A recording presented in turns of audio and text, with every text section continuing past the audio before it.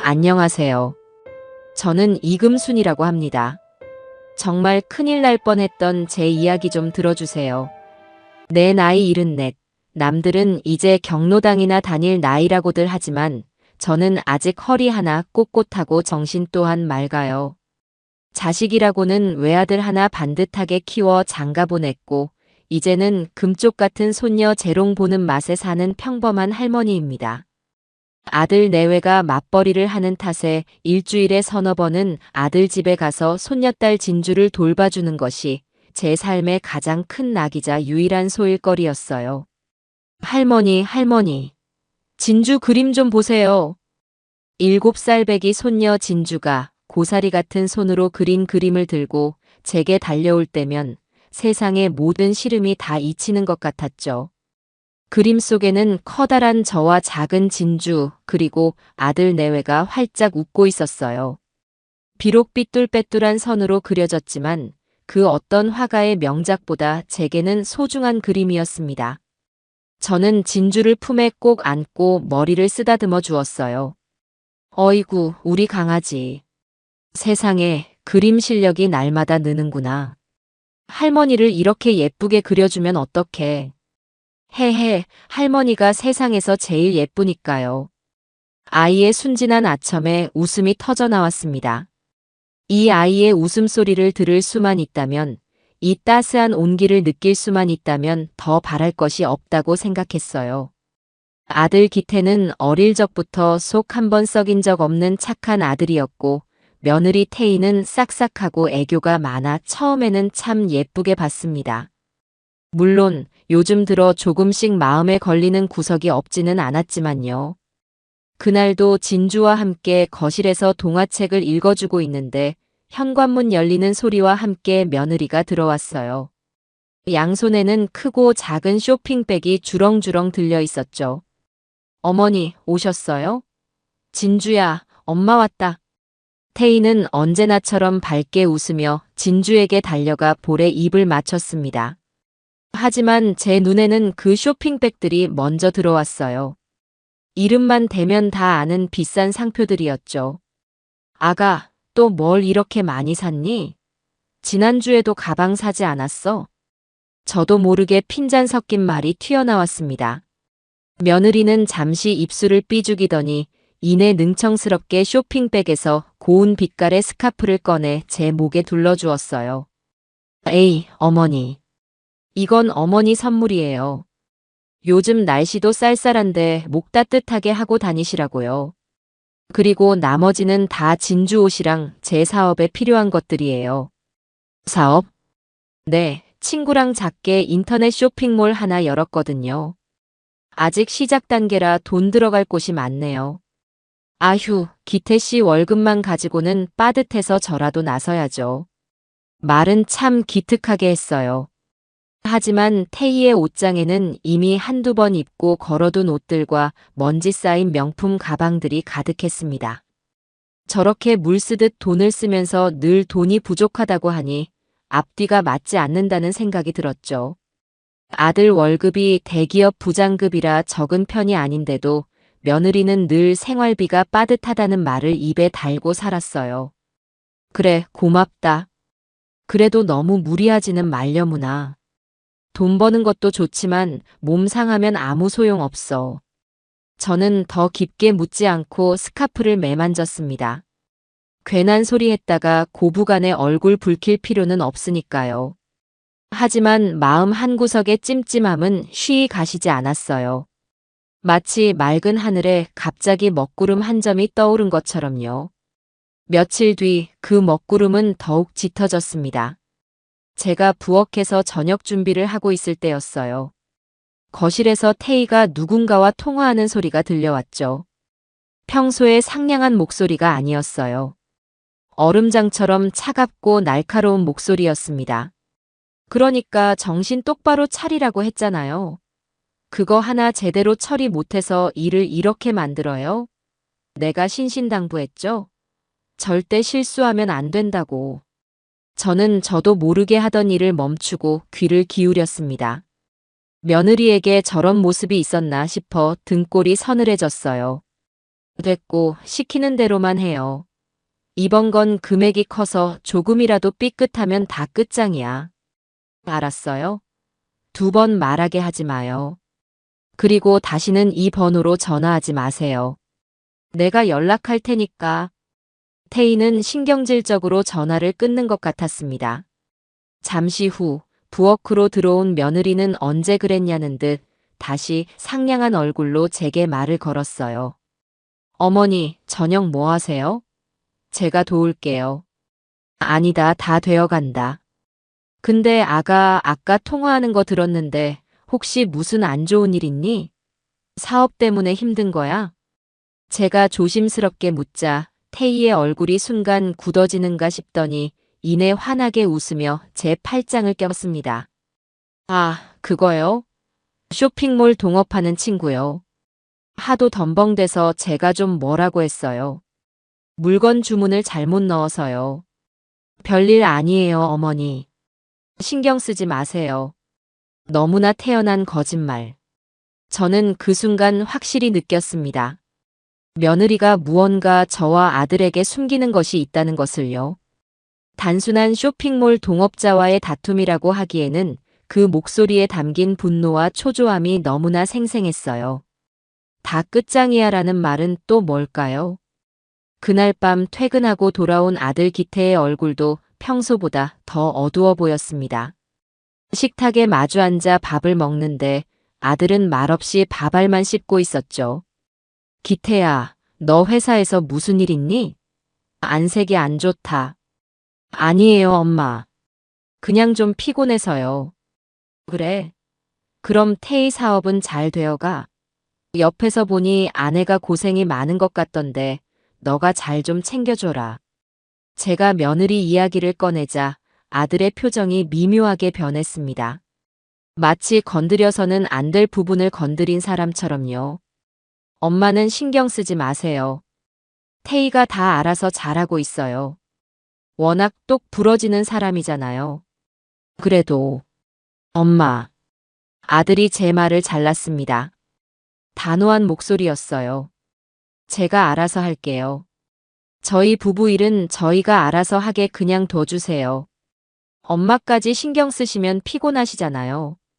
아들의 말은 저를 위하는 것 같았지만 실은 더 이상 묻지 말라는 벽처럼 느껴졌습니다.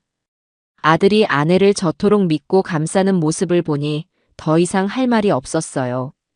하지만 어미의 직감이라는 게 있지 않습니까?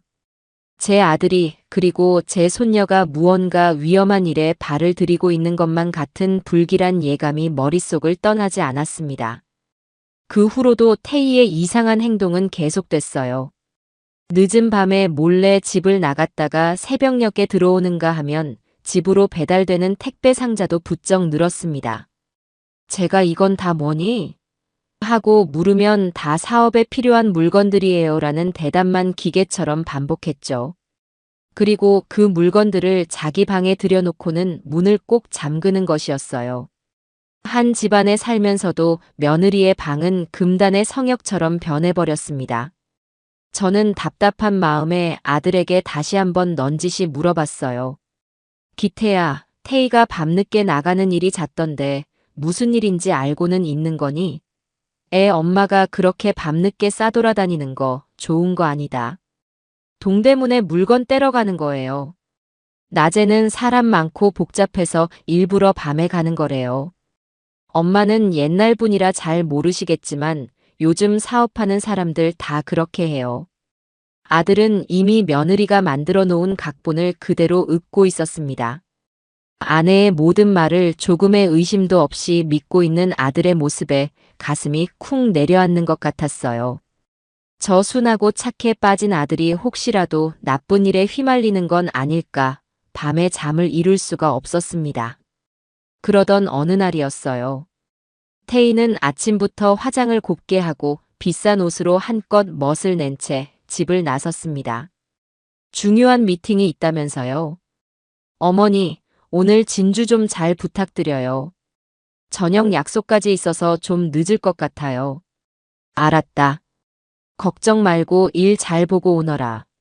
저는 평소처럼 대답했지만 며느리가 들고 나가는 악어 가죽 가방을 보며 또 한숨을 쉬었습니다. 저 가방 하나가 웬만한 중고차 한 대 값이라는 걸 잡지에서 본 기억이 났거든요. 사업이 힘들다면서 저런 사치는 어떻게 부리는 건지 도무지 이해할 수가 없었어요. 그렇게 며느리가 나가고 저는 진주와 함께 평화로운 오후를 보내고 있었습니다. 함께 그림도 그리고 간식도 만들어 먹었죠. 그런데 갑자기 진주가 안방으로 뛰어가더니 끙끙거리며 무언가를 끌고 나오는 것이었어요.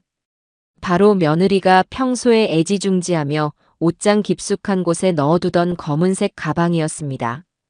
얼마 전에 새로 샀다며 제게 딱 한 번 자랑했던 아주 비싸 보이는 가방이었죠. 진주야, 그거 엄마 가방이잖아. 함부로 만지면 안 돼. 이리 줘. 제가 놀라서 말리려는데 아이가 신이 나서 외쳤습니다. 할머니, 이것 좀 보세요. 엄마 가방 안에 신기한 게 엄청 많아요. 진주는 그렇게 말하며 가방을 제 쪽으로 끌어당기다 그만 손에서 놓치고 말았습니다. 가방은 바닥에 쿵 소리를 내며 떨어졌고 제대로 잠겨있지 않았던 가방의 입이 쩍 벌어지며 그 안에 있던 내용물들이 거실 바닥으로 와르르 쏟아져 나왔습니다. 그리고 저는 제 눈앞에 펼쳐진 광경을 평생 잊을 수가 없을 겁니다. 평범한 주부의 가방이라고는 도저히 믿을 수 없는 너무나도 섬뜩하고 이질적인 물건들이 제 평온했던 일상을 산산조각 내버렸으니까요. 그 순간 제 마음속을 떠돌던 불길한 예감의 조각들이 하나로 맞춰지기 시작했습니다. 이것은 단순한 비밀이나 거짓말의 수준이 아니었어요. 거대하고 추악한 무언가의 시작이었습니다. 저는 떨리는 손으로 바닥에 널브러진 물건 하나를 집어들었습니다. 포장도 뜯지 않은 최신형 휴대폰이었어요. 매끈하고 차가운 감촉이 손바닥을 통해 심장까지 전해지는 듯 했습니다. 한두 개가 아니었어요. 똑같은 기종의 휴대폰이 대여섯 개나 거실 바닥에 널브러져 있었습니다. 진주는 옆에서 아무것도 모른 채 눈을 동그랗게 뜨고 말했죠. 할머니, 엄마가 핸드폰 가게 할 건가 봐요. 우와, 전부 새 거다. 아이의 천진난만한 목소리가 이질적으로 들려왔습니다. 가게라니. 이걸로 가게를 차린다고? 아니, 이건 그런 종류의 물건이 아니었어요. 어미의 직감, 아니 평생을 정직하게 살아온 사람의 감이 그렇게 말하고 있었습니다. 사업하는 사람이 왜 이렇게 많은 미개통 휴대폰을, 그것도 개인 가방에 넣어 다닌단 말일까? 제 머릿속에서 경고등이 요란하게 울리기 시작했어요. 저는 진주를 부드럽게 타일렀습니다. 진주야, 이건 엄마 일하는데 필요한 물건인가 보다. 우리 진주는 방에 가서 그림 그리기 하고 있을까? 할머니가 이거 정리하고 맛있는 사과 깎아줄게. 네, 할머니. 다행히 진주는 제 말을 잘 따라주었습니다. 아이가 방으로 들어가는 것을 확인하고 나서야 저는 다시 바닥으로 시선을 돌렸어요. 심장이 방망이질을 하기 시작했습니다. 휴대폰 옆에는 통장 여러 개가 흩어져 있었어요. 은행 이름도 제각각이었습니다. 저는 허리를 숙여 통장 하나를 집어들었습니다. 예금주 이름은 박철민. 생전 처음 들어보는 이름이었죠. 다른 통장을 확인했어요. 이수진, 최경호, 김미영. 전부 낯선 이름들 뿐이었습니다. 태희나 기태의 이름은 어디에도 없었어요. 온몸에서 식은땀이 흘렀습니다. 뉴스에서 흔히 보던 수법들이 머릿속을 스쳐 지나갔어요. 다른 사람의 명의로 된 통장. 속칭 대포 통장이라는 것이 바로 이런 게 아닐까? 저는 떨리는 손으로 통장 하나를 펼쳐보았습니다. 거래 내역은 더욱 가관이었어요. 불과 며칠 전에 개설된 통장이었는데 수백, 수천만 원에 달하는 돈이 입금되었다가 하루 이틀 만에 여러 차례에 걸쳐 전액 인출되기를 반복하고 있었습니다. 마치 뭉칫돈을 잠시 보관했다가 잘게 쪼개 빼내가는 흔적처럼 보였어요. 정상적인 거래라고는 도저히 볼 수 없었습니다. 다른 통장들도 마찬가지였어요. 거액의 돈이 쉴 새 없이 오가며 흔적을 지우고 있었습니다. 이게 내 며느리가 말하던 그 인터넷 쇼핑몰 사업의 실체란 말인가. 고작 20몇 살짜리들이 운영하는 쇼핑몰도 이렇게 수상하게 돈 거래를 하지는 않을 겁니다. 저는 애써 침착하려 했지만 쿵쾅거리는 심장을 진정시킬 수가 없었어요. 마지막으로 제 눈에 들어온 것은 작고 낡은 수첩 하나였습니다. 비싼 명품 가방과는 전혀 어울리지 않는 문방구에서나 팔 법한 평범한 스프링 노트였죠. 어쩌면 이 안에 모든 해답이 들어있을지도 모른다는 생각에 저는 마른 침을 삼키며 수첩을 집어들었습니다. 한 장, 한 장 넘길 때마다 숨이 턱턱 막혀왔습니다. 그 안에는 제가 아는 며느리의 단정한 글씨체로 사람의 이름으로 보이는 단어들과 숫자들이 빽빽하게 적혀 있었어요. 하지만 그 이름들은 정상적인 이름이 아니었습니다. 수원 노파, 5천, 1차 입금 완료. 대구 최영감, 8천, 아들 역할 투입 예정.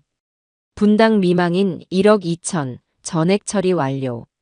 일산 김교장, 2억, 작업 중, 저항심함. 저는 제 눈을 의심했습니다. 노파, 영감, 미망인 교장. 모두 사회적으로 약하거나 나이가 든 사람들을 지칭하는 단어들이었어요. 그리고 그 옆에 적힌 숫자들은 아마도 금액일 터였습니다. 수천만 원에서 억대의 돈까지. 심장이 얼어붙는 것 같았어요. 아들 역할 투입, 처리 완료, 저항심함. 이 끔찍한 단어들은 대체 무엇을 의미하는 걸까요? 이것은 사업장부가 아니었어요. 이것은 사냥 기록이었습니다. 선량한 사람들의 인생을 사냥한 기록. 저는 수첩을 든 채로 그 자리에 주저앉고 말았습니다. 다리에 힘이 풀려 서 있을 수가 없었어요. 그동안의 모든 의문이 한꺼번에 풀리는 순간이었습니다. 며느리의 잦은 외출과 비밀스러운 통화, 분수에 맞지 않는 씀씀이, 그리고 늘 불안해 보이던 아들의 얼굴까지. 이 모든 것들이 이 작은 수첩 하나로 설명되고 있었습니다. 내 며느리는, 내 아들의 아내는, 내 손녀의 엄마는 사람들의 피눈물을 빨아먹고 사는 흡혈귀 같은 존재였던 겁니다. 분노가 머리끝까지 치밀어 올랐어요. 어떻게 사람이 사람에게 이럴 수가 있을까? 특히나 평생을 정직하게 살아오며 푼돈을 모아온 어르신들의 등을 칠 수가 있단 말인가. 그 돈이 어떤 돈인데? 자식들 결혼시키고 남은 돈, 아플 때 쓰려고 모아둔 돈, 평생의 한이 서린 돈이 아니겠습니까? 그 피 같은 돈을 처리 완료라는 네 글자로 지워버리는 악랄함에 치가 떨렸습니다. 그 순간 제 머릿속에는 단 하나의 생각만이 남았습니다. 신고해야 한다. 망설일 이유가 없었어요. 저것은 내 며느리의 물건이기에 앞서 수많은 가정을 파괴한 범죄의 증거물이었습니다. 저것을 덮어주는 것은 내 아들과 손녀를 범죄의 공범으로 만드는 짓이나 다름없었어요. 나는 내 아들이 범죄자가 버는 더러운 돈으로 호의호식하게 둘 수 없었습니다. 무엇보다 내 사랑하는 손녀 진주가 제 어미의 죄를 물려받고 손가락질 받으며 살아가게 할 수는 없는 노릇이었습니다. 저는 자리에서 벌떡 일어났습니다. 조금 전까지 후들거리던 다리에 강철 같은 힘이 들어가는 것 같았어요. 거실 전화기로 성큼성큼 걸어갔습니다. 수화기를 드는 손에 한치의 떨림도 없었어요. 지금 내가 하려는 이 일이 내 아들의 가슴에 대못을 박는 일이 될 것이고 어쩌면 우리 가족을 풍비박산 낼 수도 있다는 것을 왜 몰랐겠습니까? 하지만 그럼에도 불구하고 해야만 했습니다. 썩은 뿌리는 도려내야 새순이 돋는 법이니까요. 잘못된 것을 잘못되었다고 말하는 것이 어른의 책임이고 시어머니의 도리이며 한 인간의 양심이라고 생각했습니다. 저는 잠시도 망설이지 않고 수화기 버튼을 하나씩 힘주어 눌렀습니다. 112. 제 인생에서 가장 길고 무겁게 느껴지는 3번의 버튼이었습니다. 신호음이 몇 번 울리고 곧이어 차분한 목소리가 들려왔습니다. 네, 112입니다. 무엇을 도와드릴까요? 저는 깊게 숨을 들이마신 뒤 제 평생 가장 단호하고 또렷한 목소리로 입을 열었습니다. 제가 지금 제 아들 집에 와 있는데 여기서 아주 무서운 걸 발견했어요. 보이스피싱 범죄 증거물인 것 같습니다. 빨리 와주셔야겠습니다. 수화기 너머의 경찰관이 잠시 침묵하는 것이 느껴졌습니다. 하지만 제 목소리에는 그 어떤 거짓이나 장난기도 섞여 있지 않았음을 그 역시 느꼈을 겁니다.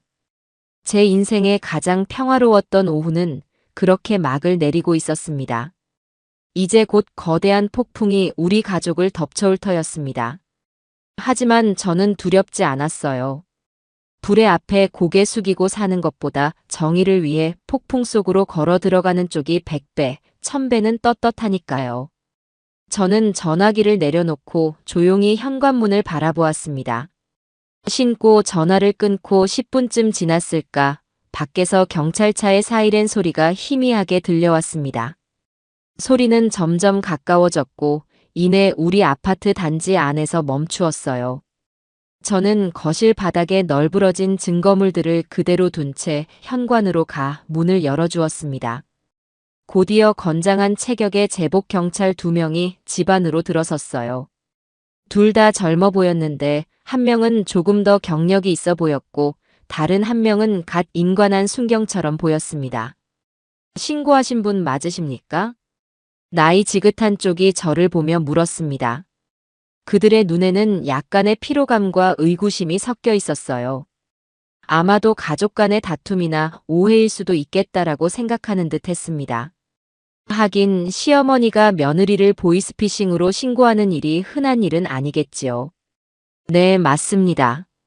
이쪽으로 들어오시죠. 저는 담담하게 그들을 거실로 안내했습니다. 제 침착한 태도에 경찰들도 조금은 의외라는 표정이었어요. 거실 바닥에 널브러진 내용물을 본 두 경찰의 얼굴이 서서히 굳어지기 시작했습니다. 젊은 순경은 저도 모르게 헉하는 소리를 내뱉었고 베테랑으로 보이는 경찰은 미간을 찌푸리며 현장을 유심히 살폈습니다. 어머님, 이게 전부 며느님의 가방에서 나온 물건들이 맞습니까? 그렇습니다. 조금 전에 제 손녀가 가지고 놀다가 실수로 쏟았습니다. 베테랑 경찰은 장갑을 낀 손으로 휴대폰 하나와 통장 하나를 조심스럽게 집어들고 확인했습니다. 그의 눈빛이 예리하게 빛났어요. 이내 그는 낡은 수첩으로 시선을 옮겼습니다.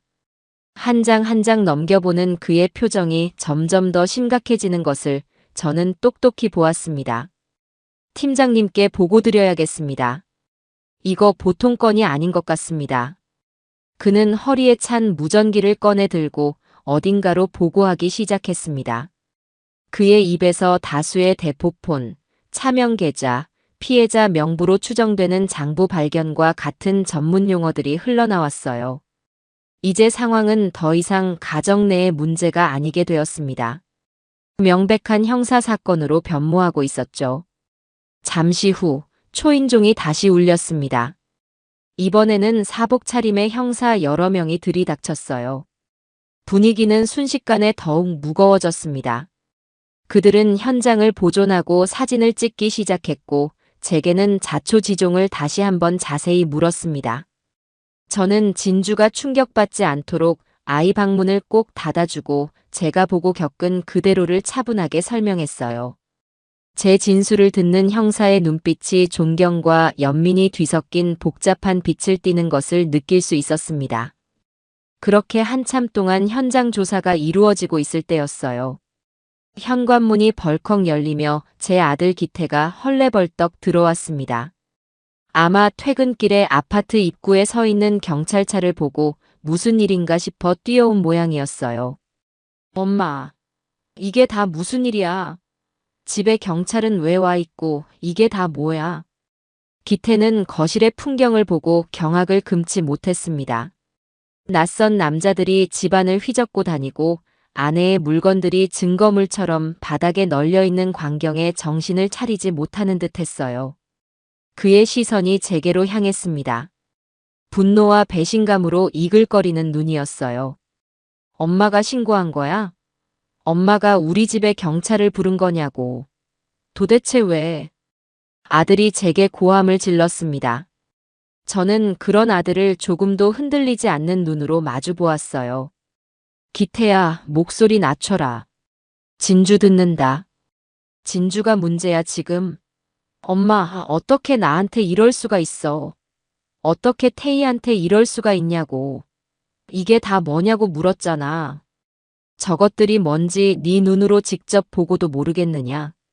저건 네 아내의 사업 자금이 아니라 선량한 사람들 등쳐서 긁어모은 피눈물이다. 저건 범죄의 증거야. 제 단호한 말에 기태는 잠시 할 말을 잃은 듯 보였지만 이내 현실을 부정하며 다시 소리쳤습니다. 무슨 소리야? 말도 안 되는 소리 하지 마.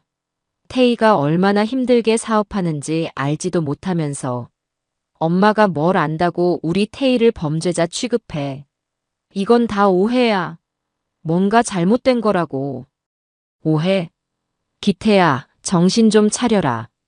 어느 집 며느리가 남의 이름으로 된 통장을 수십 개씩 가지고 다니고 포장도 안 뜯은 휴대폰을 가방에 넣고 다니니.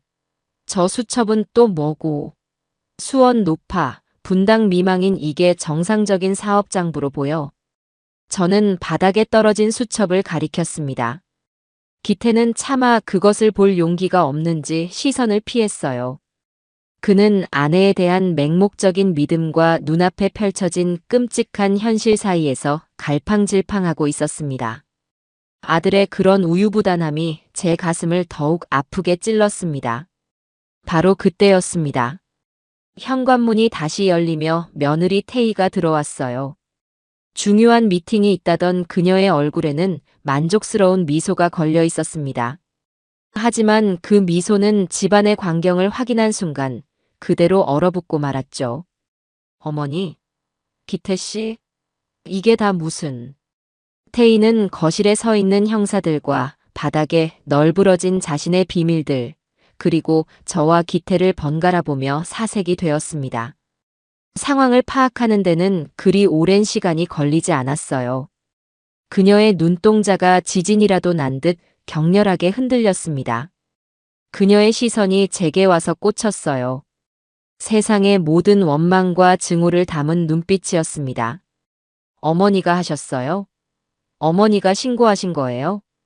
태희의 목소리가 가늘게 떨려 나왔습니다. 저는 아무 대답도 하지 않았어요. 그저 묵묵히 며느리를 바라볼 뿐이었죠. 침묵이 가장 확실한 긍정이라는 것을 깨달은 태희의 얼굴이 순식간에 분노로 일그러졌습니다. 그 순간 형사 중 한 명이 태희에게 다가가 말했습니다.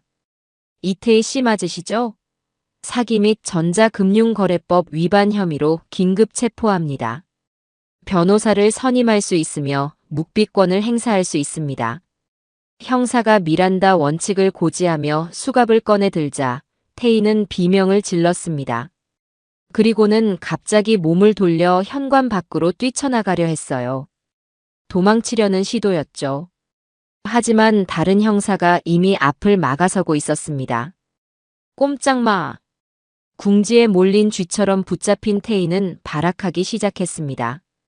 조금 전까지의 우아하고 세련된 모습은 온데간데 없었어요. 이거 이거 놓으라고. 내가 뭘 잘못했는데. 기태씨, 여보, 나 좀 어떻게 해봐. 저 할망구가 저 늙은이가 날 모함하는 거야. 여보. 태희는 붙잡힌 채로 기태를 향해 처절하게 소리쳤습니다. 하지만 기태는 그 자리에 못 박힌 듯 서서 아무것도 하지 못했어요. 충격과 혼란, 아내에 대한 배신감과 어머니에 대한 원망이 뒤섞여 그를 완전히 얼어붙게 만든 것이었죠. 시끄럽고 경찰서 가서 얘기합시다. 형사들은 발버둥 치는 태희를 제압해 양팔을 붙들고 밖으로 끌고 나갔습니다. 태희의 비명소리가 복도를 따라 멀어져 갔어요. 집안에는 무거운 침묵만이 남았습니다. 저는 창밖으로 태희가 경찰차에 태워지는 모습을 묵묵히 지켜보았습니다. 한때는 내 며느리였고 내 가족이었던 여자의 마지막 모습이었습니다. 모든 것이 끝났고 또한 모든 것이 이제 막 시작되고 있었습니다. 저는 비로소 길고 긴 한숨을 내쉬었어요. 그리고 멍하니 서 있는 아들의 등을 향해 돌아섰습니다. 이제는 저 가엾고 어리석은 아들과 마주해야 할 시간이었습니다. 경찰들이 모두 떠나고 난 뒤 집안에는 정막만이 감돌았습니다. 조금 전까지의 소란이 거짓말이었던 것처럼 고요했어요. 하지만 그 고요함은 평화로운 침묵이 아니었습니다. 폭풍이 핥히고 지나간 뒤의 폐허처럼 모든 감정이 파괴된 뒤에 남은 공허한 정적이었습니다. 아들 기태는 여전히 거실 한가운데에 망부석처럼 서 있었어요. 텅 빈 눈으로 조금 전 아내가 끌려나간 현관문 쪽을 바라보고 있었습니다. 저는 그런 아들의 뒷모습을 한참 동안 말없이 지켜보았습니다. 얼마나 큰 충격을 받았을까요? 세상에서 가장 사랑하고 믿었던 아내가 자신의 눈앞에서 수갑을 차고 범죄자가 되어 끌려가는 모습을 봐야 했던 아들의 마음이 어떨지 짐작조차 하기 어려웠습니다. 하지만 동정심에 섣불리 위로를 건넬 수는 없었어요. 지금은 아들이 현실을 직시해야만 하는 시간이었으니까요. 기태야. 제가 나지막이 부르자 아들이 천천히 고개를 돌렸습니다. 그의 눈은 텅 비어 있는 것 같기도 혹은 무언가로 가득 차 있는 것 같기도 했어요. 분노, 원망, 슬픔, 혼란. 그 모든 감정이 뒤섞여 있었습니다. 왜 그랬어? 아들이 갈라진 목소리로 물었습니다. 왜 나한테 먼저 말하지 않았어? 왜 상의도 없이 경찰부터 부른 거냐고. 엄마 아들이잖아, 내가. 그리고 태희는 엄마 며느리였잖아. 우리가 가족이잖아. 기태의 목소리가 점점 커지기 시작했습니다. 원망의 화살은 정확히 저를 향하고 있었어요. 아내의 범죄 사실보다는 그것을 세상에 드러낸 어머니의 행동을 탓하고 있었습니다. 상의를 했다면 뭐가 달라졌을까? 너가 내 말을 믿기라도 했을 것 같으냐? 아니. 너는 우리 태희는 그럴 사람 아니에요 라며 아내를 감쌌겠지. 그리고 그 증거들을 모두 없애려 했을지도 모른다. 내가 너를 몰라. 그래도 이건 아니지. 엄마가 어떻게 우리 가정을 이렇게 박살낼 수가 있어. 태희가 없으면 나와 진주는 어떡하라고. 엄마가 우리 인생을 전부 망쳐버렸어. 아들은 결국 무너져 내리며 제게 악을 쓰듯 소리쳤습니다. 그 순간 저는 슬픔보다 더 큰 무언가가 제 안에서 치밀어 오르는 것을 느꼈습니다. 그것은 실망감이었습니다. 내 아들은 아직도 무엇이 진짜 중요한 것인지 깨닫지 못하고 있었어요. 망쳐? 인생을 망친 게 누구인데? 네 아내 이태희야. 수많은 사람들의 인생을 나락으로 떨어뜨리고 그 돈으로 명품 가방을 사들인 네 아내가 모든 걸 망친 거라고. 그리고 너는 그런 아내를 조금도 의심하지 않고 옆에서 방관했지. 그 더러운 돈으로 차려준 밥을 먹고 그 돈으로 산 옷을 입고 그 돈으로 꾸민 집에서 잠을 잤어. 넌 공범이나 마찬가지야. 제 목소리도 높아졌습니다. 아들의 가슴에 비수를 꽂는 말이라는 것을 알았지만 지금이 아니면 이 아이는 평생 깨어나지 못할 것 같았어요. 아니야, 태희는 그럴 사람이 아니야. 분명 오해야. 뭔가 거대한 음모에 휘말린 걸 거야. 내일 변호사 선임해서 만나보면 다 밝혀질 거야. 우리 태희는 죄가 없어. 기태는 어린아이처럼 고개를 저으며 현실을 부정했습니다.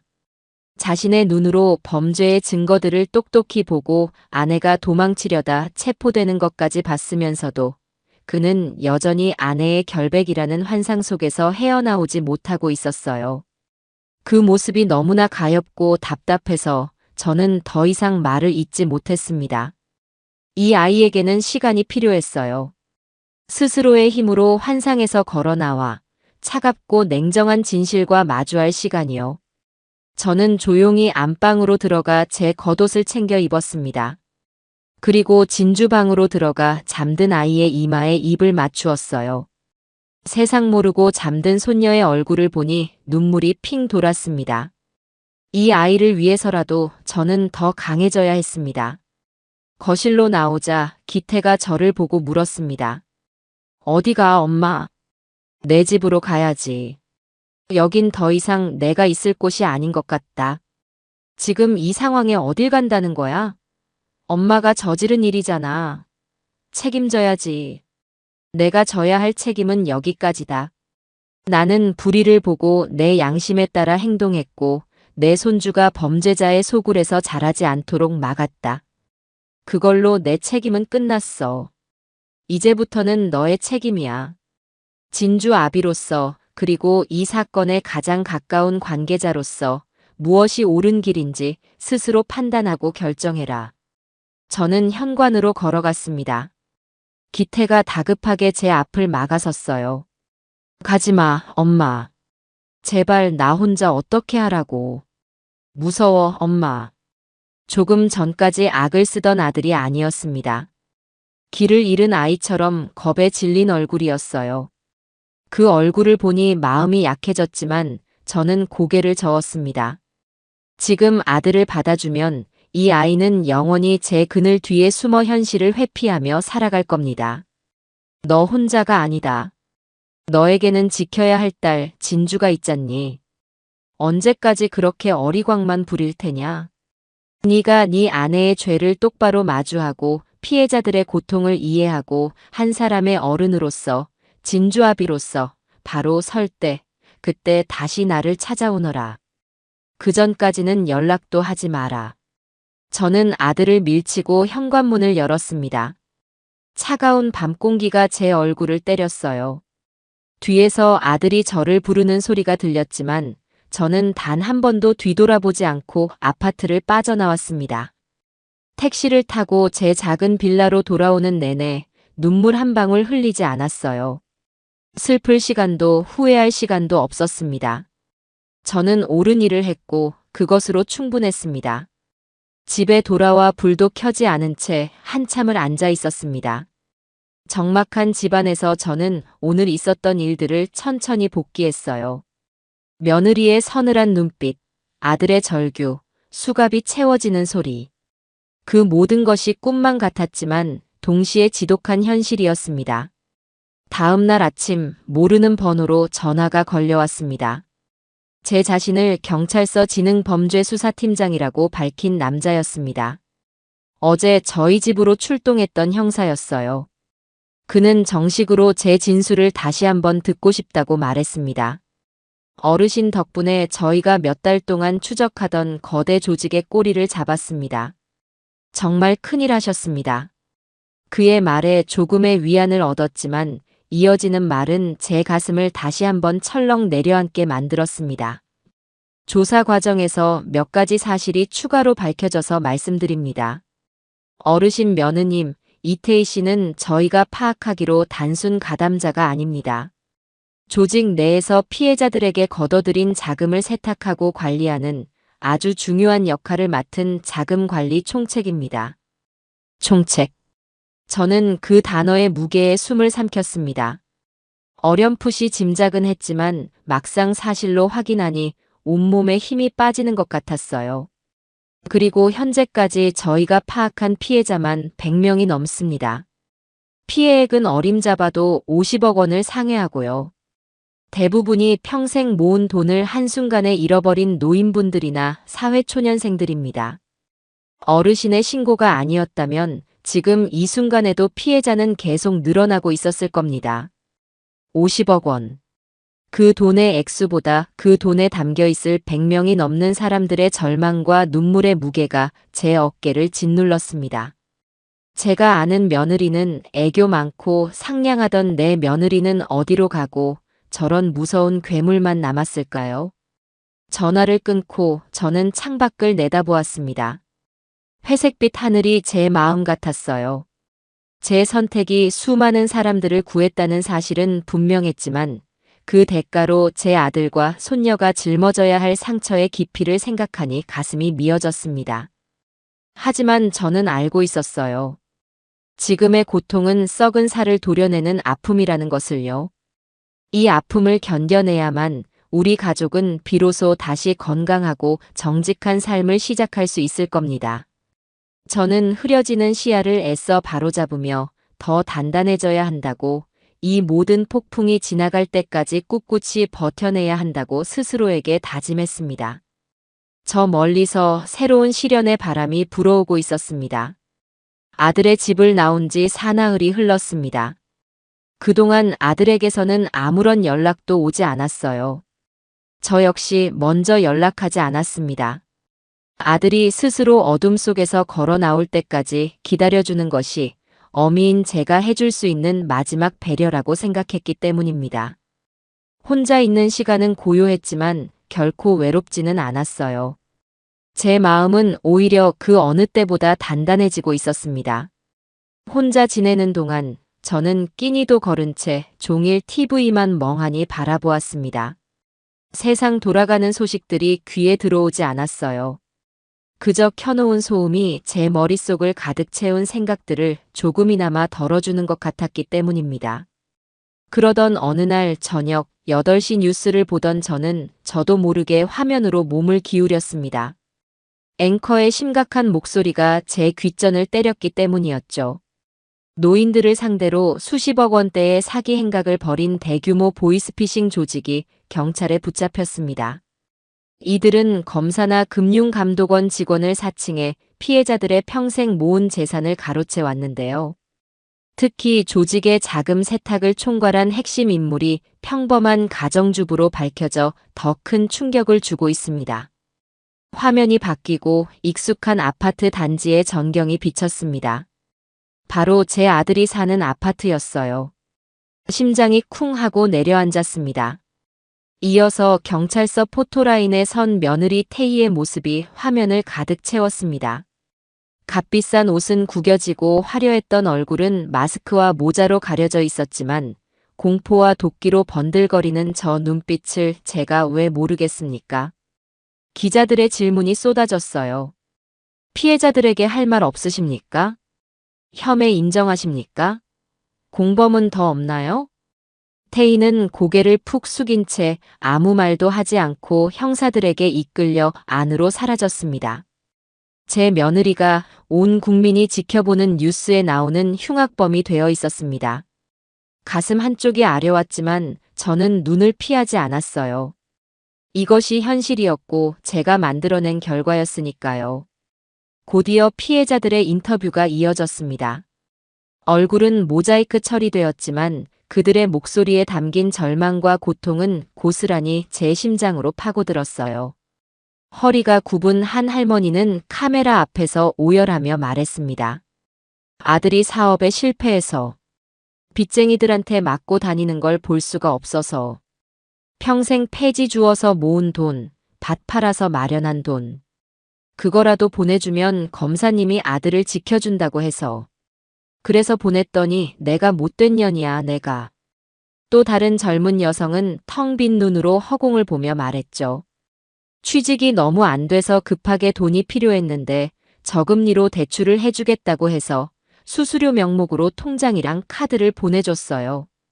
제가 바보였어요. 제 통장이 범죄에 쓰일 줄은 꿈에도 몰랐어요. 이제 저는 전과자가 됐어요. 저는 더 이상 뉴스를 볼 수가 없었습니다. TV를 꺼버렸지만 피해자들의 울음소리가 귓가에서 떠나지 않았어요. 수원 노파, 분당 미망인.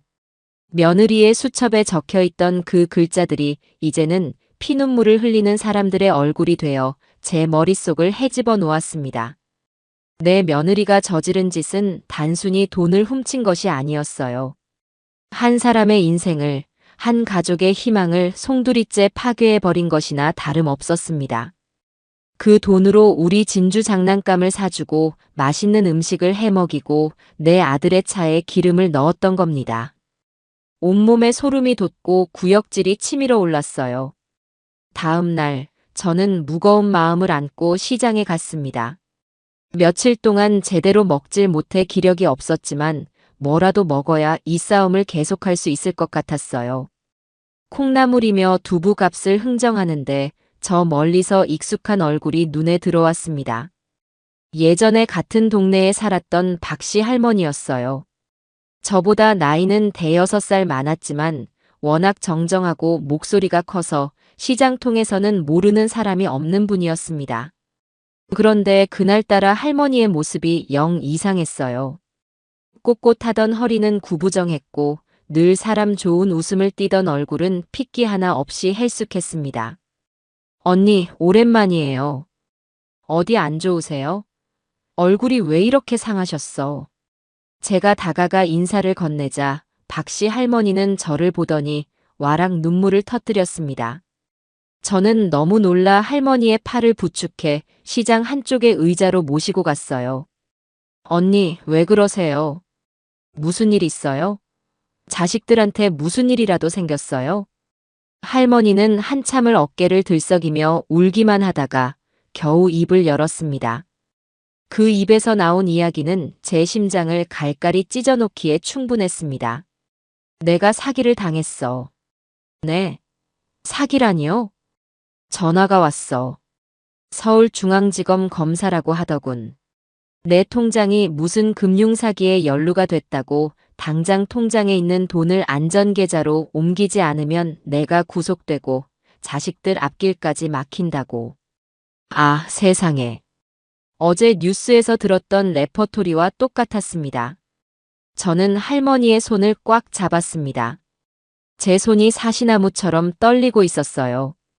그래서 어떻게 하셨어요? 검사라는 사람이 어찌나 무섭게 다그치던지 정신을 차릴 수가 없었어. 누구한테도 말하면 공범으로 잡혀간다고 해서 아무한테도 말 못하고 은행으로 달려갔지. 평생 모은 돈, 영감 퇴직금까지 합쳐서 그놈들이 불러주는 계좌번호로 전부 다 보내버렸어.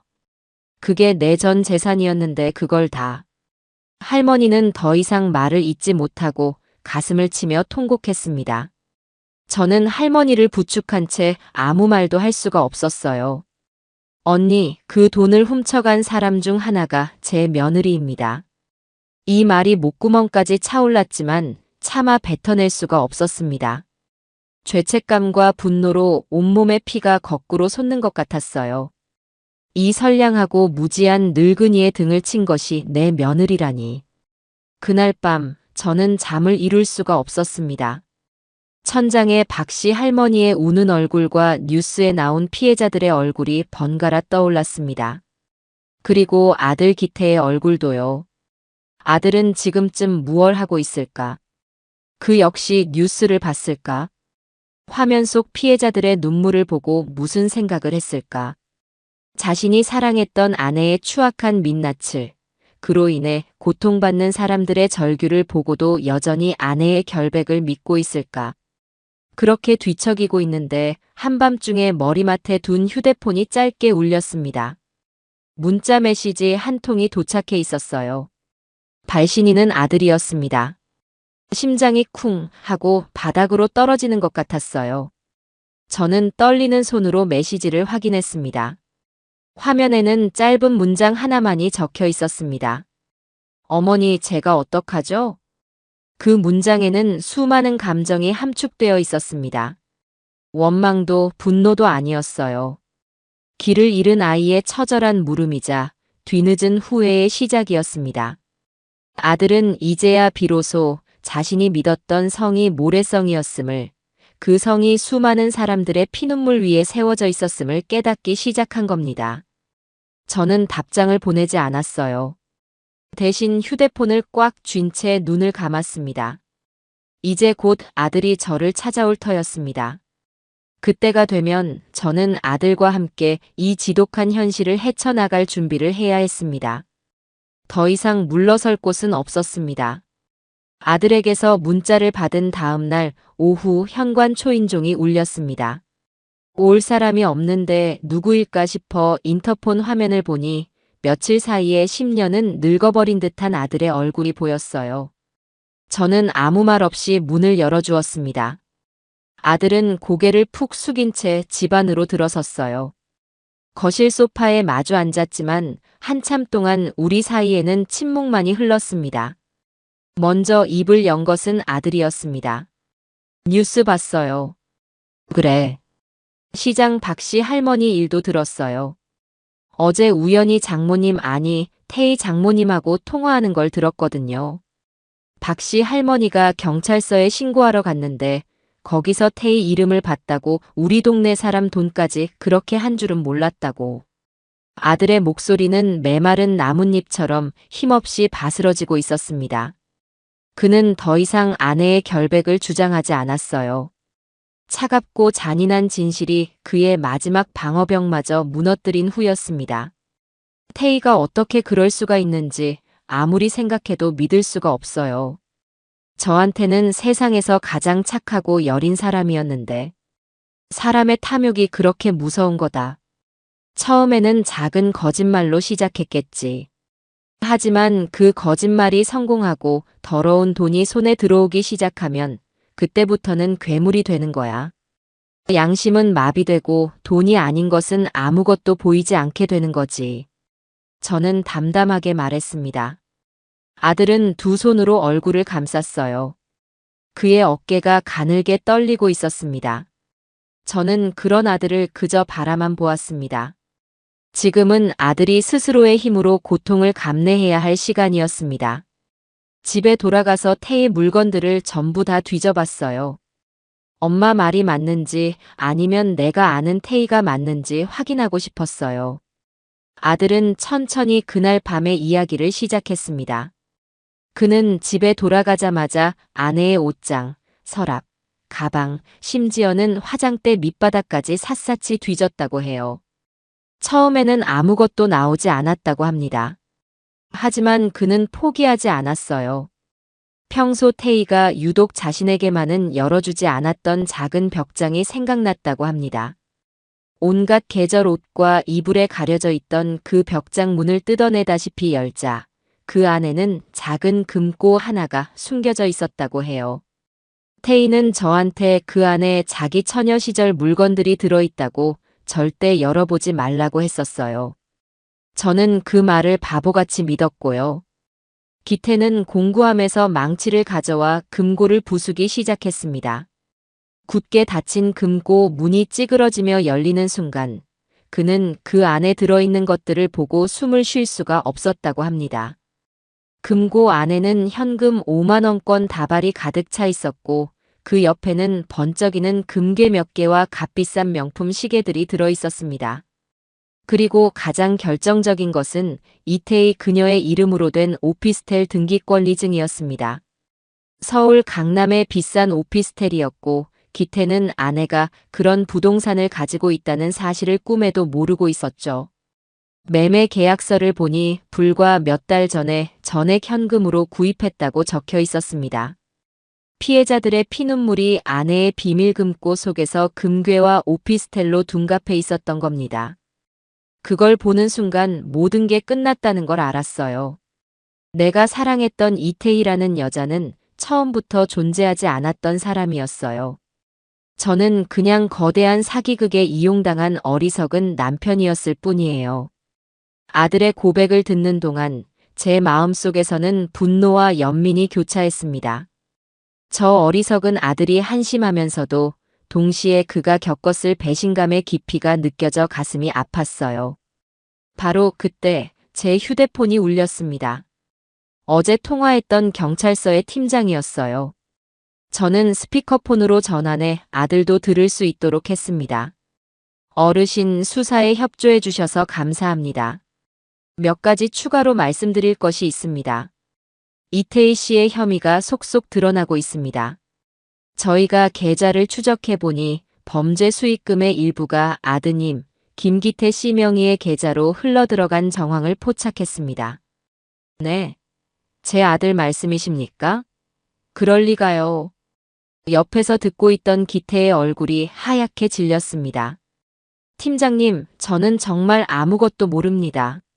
제 통장이 그런 일에 쓰인 줄은 정말 몰랐습니다. 아들이 다급하게 소리쳤어요. 전화기 너머의 팀장이 차분하게 설명했습니다.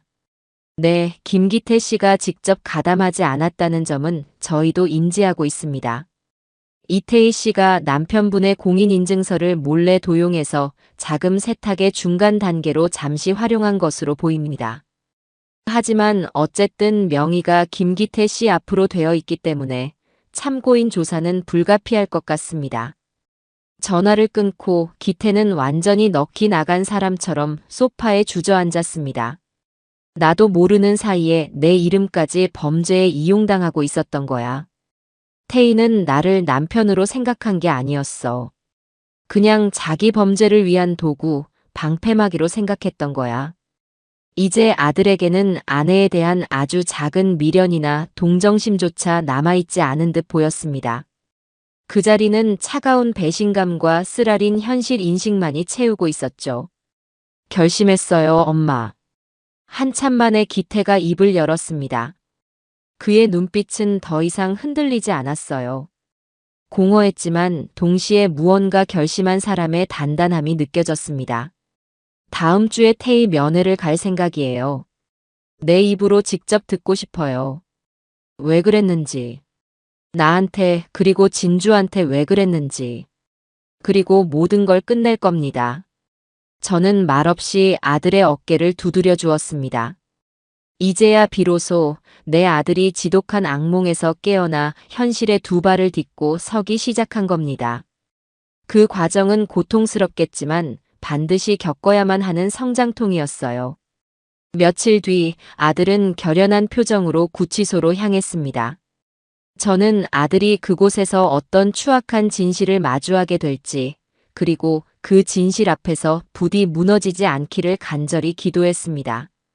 그 만남이 우리 가족의 운명을 결정지을 마지막 관문이 될 터였습니다. 아들이 며느리를 면회하고 돌아온 날, 그의 얼굴은 제가 예상했던 것보다 훨씬 더 평온해 보였습니다. 슬픔이나 분노가 아니라 모든 것을 체념하고 받아들인 사람의 얼굴이었죠. 그는 제 앞에 앉아 구치소에서 있었던 일을 담담하게 털어놓았습니다. 면회실의 차가운 유리벽을 사이에 두고 마주 앉은 태희는 처음에는 눈물을 흘리며 아들에게 매달렸다고 합니다. 여보, 나 좀 꺼내줘. 이건 다 오해야. 내가 다 설명할게. 응. 내가 아는 변호사 선임해서 나 좀 제발 꺼내줘. 진주 보고 싶어 죽겠어.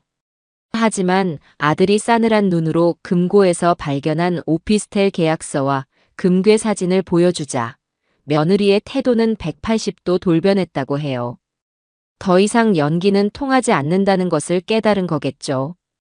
그녀는 눈물을 뚝 그치고는 마치 다른 사람처럼 차갑게 웃으며 말했다고 합니다.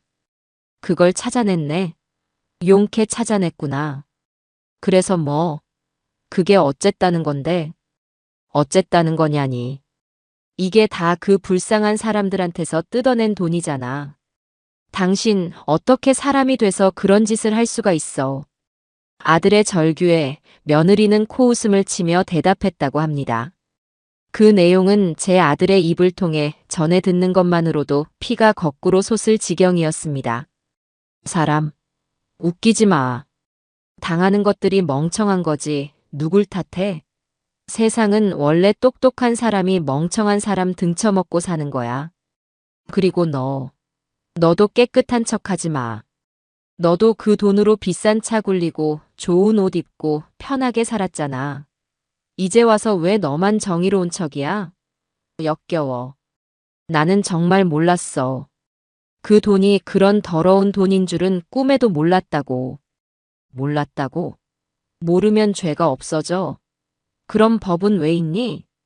어쨌든 너도 공범이야. 그러니까 쓸데없는 소리 하지 말고 당장 내가 시키는 대로 해. 그 오피스텔은 내 노후 자금이니까 손 뗄 생각도 말고 유능한 변호사 구해서 내 형량부터 줄일 생각이나 하라고. 안 그러면 너도 무사하지 못할 줄 알아. 네 통장으로 돈 오간 기록 내가 다 가지고 있거든. 마지막까지 아들을 협박하는 며느리의 모습에 아들은 완전히 마음을 정리했다고 합니다. 그가 사랑했던 여자는 그곳에 없었습니다. 그저 자신의 탐욕을 위해서라면 남편과 자식마저 도구로 이용하는 괴물만이 앉아 있었을 뿐이었죠. 알았어. 네가 원하는 대로 해줄게. 변호사, 내가 꼭 선임해줄게. 대한민국에서 가장 정의롭고 정직한 변호사로.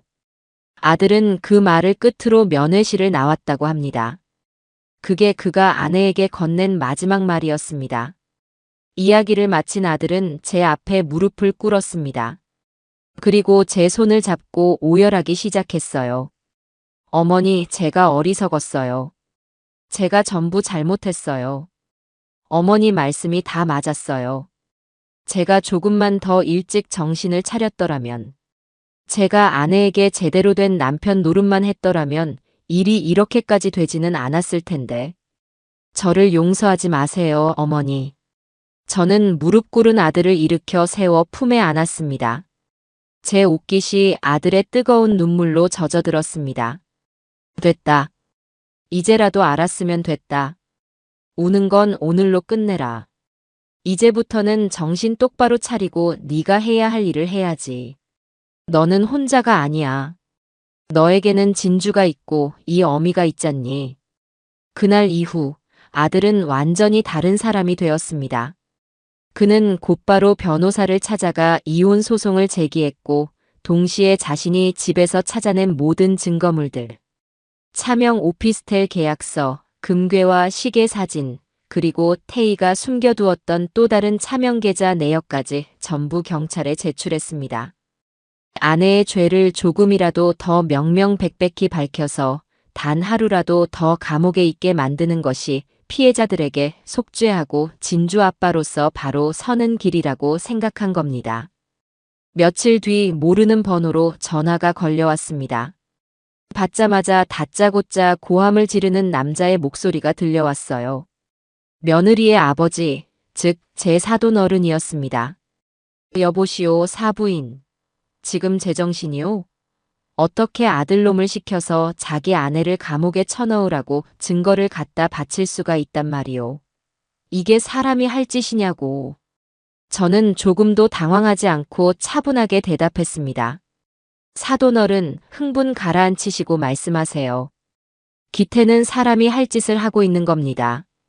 범죄자를 법의 심판대에 세우는 일보다 더 올바른 일이 어디 있겠습니까? 뭐? 범죄자? 내 딸이 뭘 어쨌다고 그러시오. 다 당신 아들이 무능해서 내 딸이 사회생활에 뛰어들었다가 험한 꼴을 당한 거 아니오.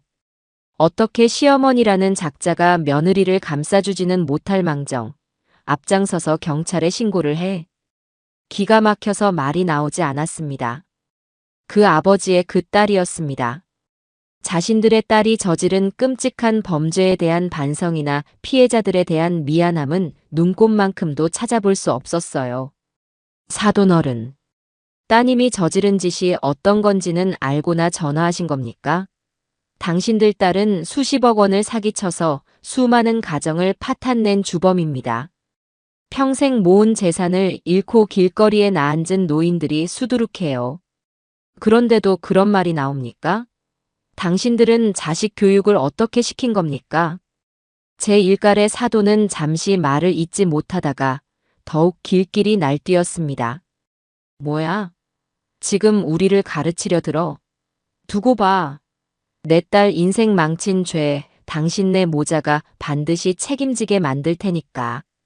어디 한번 해보자고. 마음대로 하세요. 하지만 한 가지만 명심하십시오.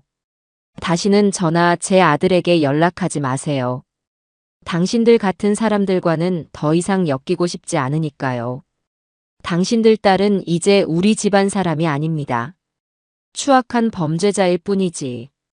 저는 그 말을 끝으로 전화를 끊어버렸습니다. 수화기를 내려놓자 옆에서 통화를 듣고 있던 아들이 제게 말했어요. 어머니, 속 시원하시겠어요. 시원하고 자시고 할 게 뭐 있니? 그냥 상종 못할 사람들과 인연을 끊어낸 것뿐이다. 저는 그렇게 말하며 창밖을 보았습니다. 한바탕 폭풍이 지나가고 모든 것이 제자리를 찾아가고 있었습니다. 물론 그 과정에서 우리는 많은 것을 잃었고 깊은 상처를 입었습니다. 하지만 썩은 가지를 쳐내지 않으면 나무 전체가 죽는 법입니다. 우리는 가장 아픈 가지를 잘라냈고 이제 남은 상처를 보듬으며 다시 살아갈 준비를 해야 했습니다. 돌아올 수 없는 강을 건넜지만 후회는 없었습니다. 강 저편에는 새로운 희망이 우리를 기다리고 있을 것이라 믿었으니까요. 시간은 흘러 계절이 두어 번 바뀌었습니다. 그동안 아들 기태는 이혼 서류를 정리했고 경찰 조사를 성실히 받았으며 진주를 돌보는 일에만 전념했어요. 저는 그런 아들의 든든한 버팀목이 되어주며 매일같이 집을 오갔습니다. 우리 세 식구는 세상의 풍파를 함께 견디는 작은 배의 선원들처럼 서로를 의지하며 하루하루를 버텨냈습니다. 그리고 마침내 며느리 이태희와 그 일당에 대한 재판이 열리는 날이 다가왔습니다. 법원으로 향하는 제 발걸음은 조금도 떨리지 않았어요. 오히려 무거운 갑옷을 입고 전쟁터로 나가는 장수의 마음과 같았습니다. 오늘은 이 지긋지긋한 싸움을 끝내는 날이자 수많은 피해자들의 눈물을 조금이나마 닦아줄 수 있는 날이었으니까요. 아들은 진주를 제게 맡기고 증인으로 먼저 법원으로 향했습니다. 저는 진주를 단단히 끌어안고 아이의 눈을 보며 말했어요. 진주야, 할머니가 오늘 아주 중요한 일 때문에 잠시 나갔다 와야 해. 아빠도 거기 가 있어. 우리 진주 씩씩하게 할머니 친구 집에서 잠깐만 놀고 있을 수 있지? 네, 할머니. 진주 잘할 수 있어요. 아무것도 모르는 아이의 해맑은 대답에 가슴이 시렸지만 저는 애써 미소를 지으며 아이를 이웃집에 맡기고 법원으로 향했습니다. 법정 방청석은 이미 사람들로 가득 차 있었어요. 대부분이 이번 사건의 피해자들이었습니다. 평생 모은 돈을 잃고 넋이 나간 표정으로 앉아있는 노인들, 분노로 얼굴이 벌겋게 상기된 중년 남자, 법정 구석에서 조용히 눈물만 훔치는 젊은 여성도 보였죠. 그들의 한숨과 분노가 법정 안의 공기를 무겁게 짓누르고 있었습니다. 저는 그들 사이에 조용히 자리를 잡고 앉았습니다. 잠시 후 재판장의 입정 선언과 함께 모든 이들이 자리에서 일어났습니다. 판사가 자리에 앉고 곧이어 피고인들이 법정으로 들어섰어요. 수십 명의 피고인들 사이에서 저는 수척해진 며느리 태희의 얼굴을 단번에 알아볼 수 있었습니다. 죄수복을 입은 모습은 낯설었지만 여전히 도끼로 가득 찬 그 눈빛은 변하지 않았더군요. 그녀는 방청석을 한번 훑어보더니 저와 눈이 마주치자 저주를 퍼붓는 듯한 눈빛으로 저를 노려보았습니다. 저는 그 시선을 피하지 않았어요. 오히려 더 당당하게 마주보았습니다. 나는 조금도 부끄럽지 않다. 부끄러워해야 할 사람은 바로 너다. 제 눈빛이 그렇게 말하고 있었을 겁니다. 재판은 일사천리로 진행되었습니다. 검사는 피고인들의 범죄 사실을 하나하나 열거하며 그들의 죄가 얼마나 치밀하고 악랄했는지를 밝혔습니다. 그 과정에서 제 이름과 아들 기태의 이름도 여러 번 언급되었어요. 결정적인 증거를 제공하고 수사에 적극적으로 협조한 시민이라고요. 방청석에 앉은 피해자들이 저와 기태를 돌아보며 고개를 끄덕이거나 작은 목소리로 고맙다고 말하는 소리가 들려왔습니다. 그리고 마침내 제가 증인석에 서는 시간이 되었습니다. 저는 판사 앞에서 거짓 없이 진실만을 말할 것을 선서하고 증인석에 앉았습니다. 검사의 질문에는 제가 겪어본 그대로를 차분하게 증언했어요. 처음 며느리를 의심하게 된 계기부터 가방 속 내용물을 발견했을 때의 충격, 그리고 망설임 없이 신고를 결심했던 순간의 제 마음까지. 제 증언이 끝나고 이번에는 태희 측 변호사가 저를 신문하기 시작했습니다. 그는 아주 교활한 방식으로 저를 공격해왔어요. 증인 이금순 씨, 맞으시죠? 네. 증인은 평소 며느리인 피고인 이태희 씨와 사이가 썩 좋지 않았다고 들었습니다. 사실입니까? 좋고 나쁨의 문제가 아닙니다. 저는 시어머니로서 며느리의 잘못된 점을 바로 잡아주려 했을 뿐입니다.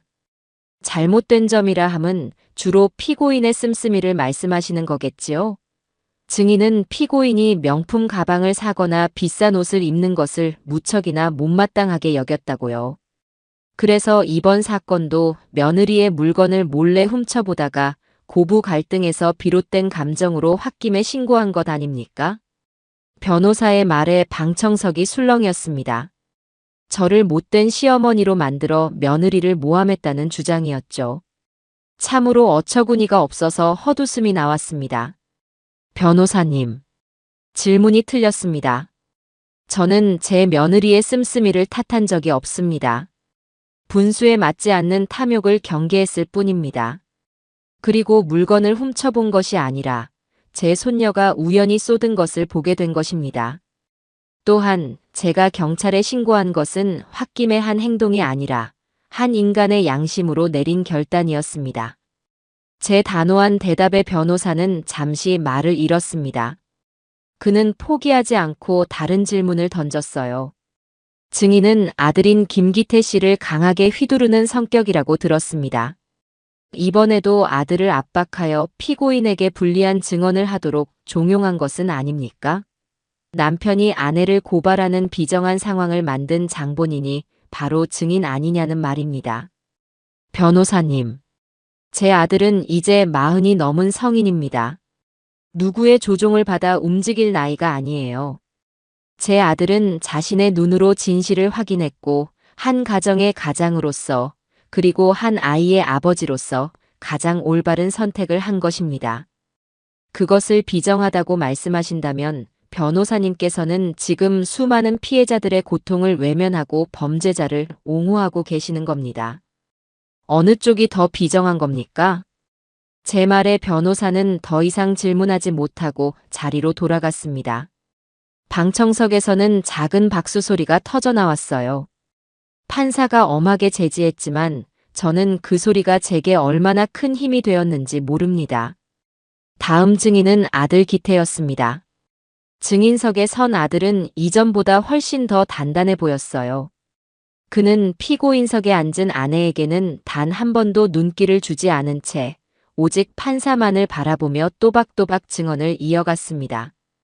그가 금고에서 찾아낸 증거물들이 화면에 비치자 법정은 다시 한번 술렁였어요.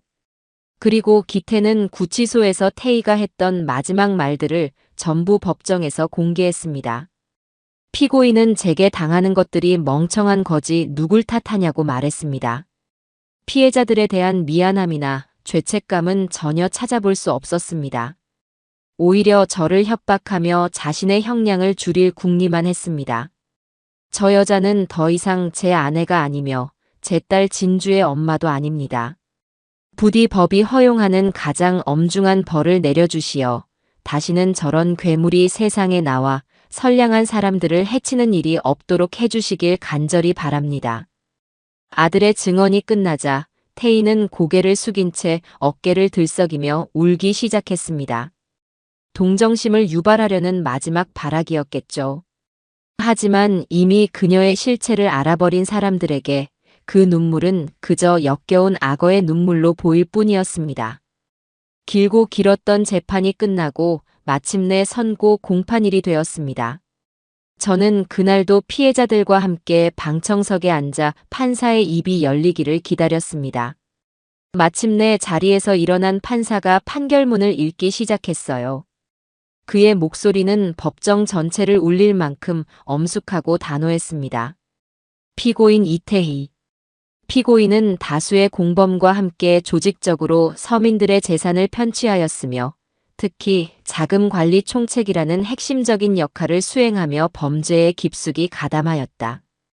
또한 자신의 가족까지 범죄의 방패막이로 이용하려 하는 등 그 죄질이 극히 불량하다.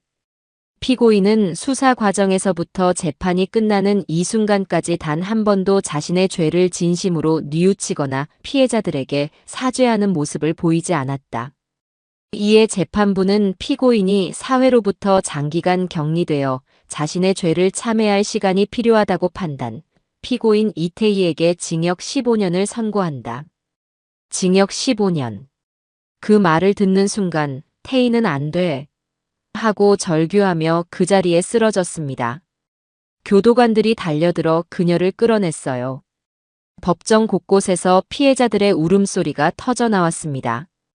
그것은 슬픔의 눈물이 아니라 길고 길었던 고통의 시간이 끝나고 마침내 정의가 실현되었다는 안도와 감격의 눈물이었습니다. 제 옆에 앉아있던 박씨 할머니가 제 손을 잡고 하염없이 우셨습니다. 저 역시 눈시울이 뜨거워졌어요. 이것은 승리가 아니었습니다. 그저 모든 것이 제자리로 돌아가는 과정이었을 뿐. 그 대가는 너무나 컸지만 우리는 마침내 정의의 한 페이지를 우리 손으로 직접 써낸 것이었습니다. 저는 법정을 나오며 회색빛 하늘을 올려다보았습니다.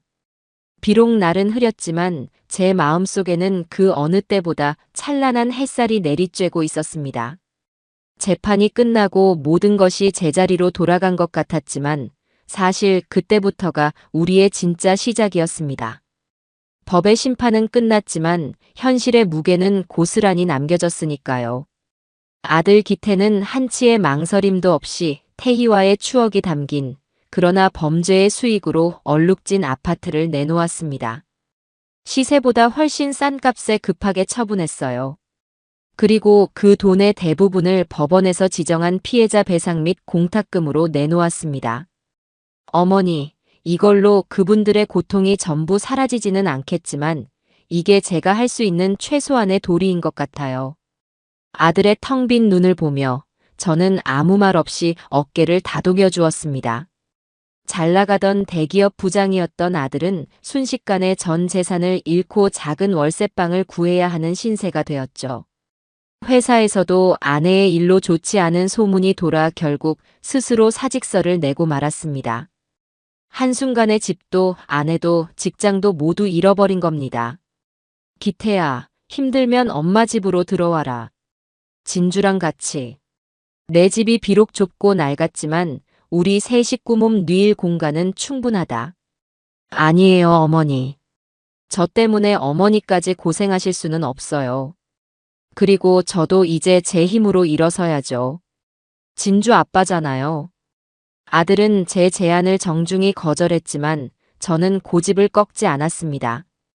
결국 아들과 손녀는 최소한의 집만 챙겨 저희 집으로 들어왔어요.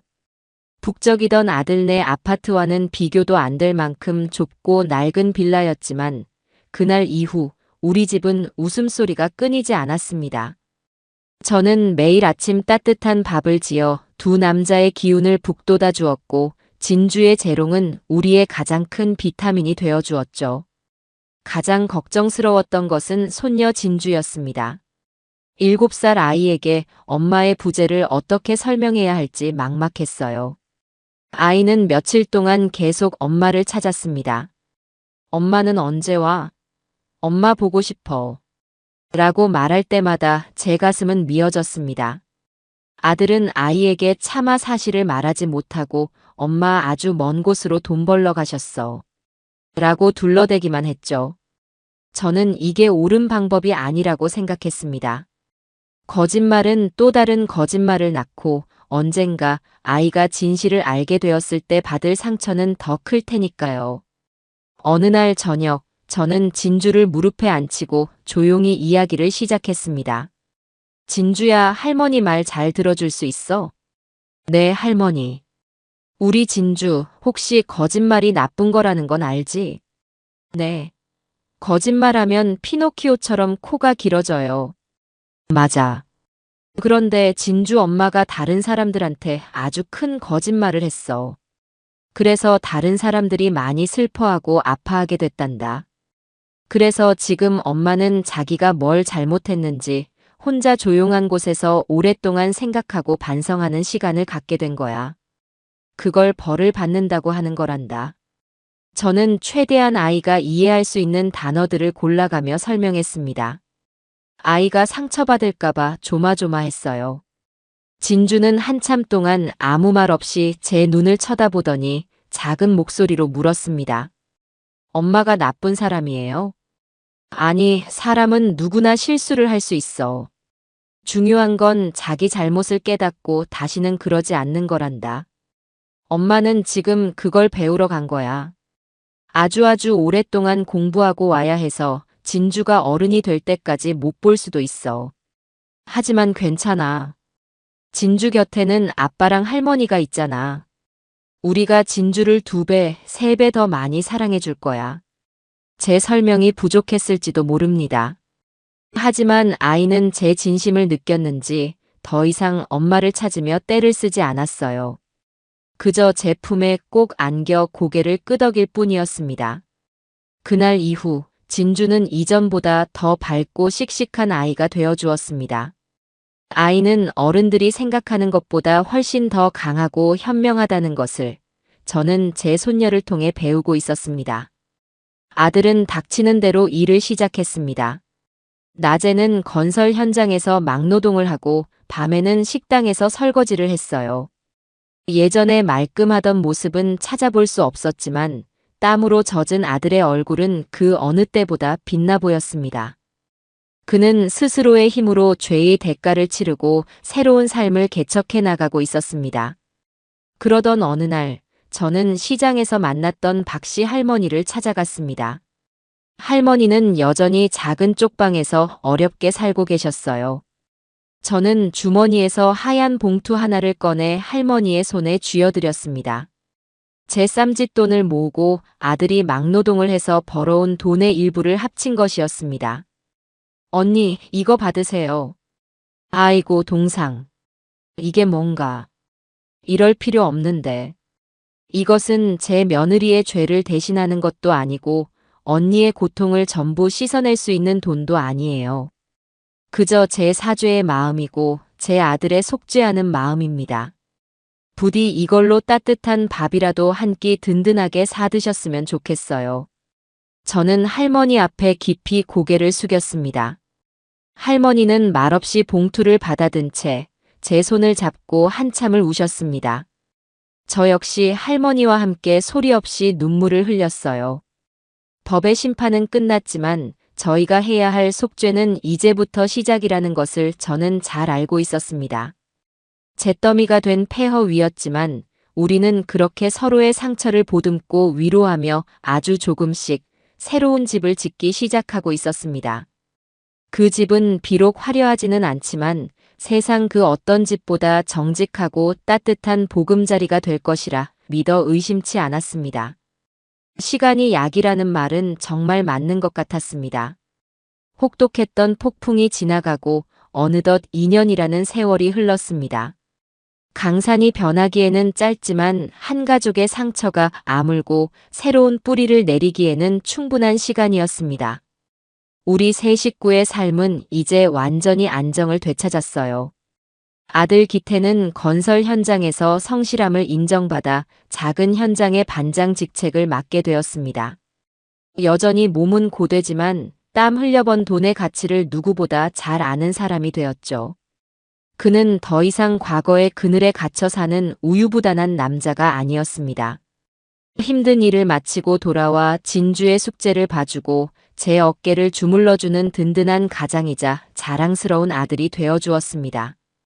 그의 얼굴에는 예전처럼 불안함이나 초조함 대신 스스로의 힘으로 삶을 일구어가는 사람만이 가질 수 있는 평온함과 자신감이 자리 잡고 있었어요. 손녀 진주는 어느덧 씩씩한 초등학교 1학년이 되었습니다. 아이는 엄마의 부재를 겪었음에도 불구하고 구김살 하나 없이 밝고 건강하게 자라주었어요. 학교에서는 인기가 많았고 받아쓰기 시험에서 100점을 맞았다며 자랑하는 평범하면서도 사랑스러운 아이였습니다. 가끔 밤에 잠들기 전 아주 작은 목소리로 엄마는 공부 잘하고 있을까? 하고 묻기도 했지만 그럴 때마다 저는 아이를 꼭 안아주며 그럼 아주 열심히 하고 있을 거야. 우리 진주가 이렇게 씩씩하게 잘 지내는 거 알면 엄마도 더 힘을 내서 열심히 공부할 걸. 하고 다독여 주었습니다. 우리는 더 이상 그 이름을 입에 올리는 것을 두려워하지 않았어요. 그것은 우리가 겪어낸 과거의 일부이자 앞으로 더 단단하게 살아가야 할 이유가 되었으니까요. 제 삶 역시 많은 것이 변했습니다.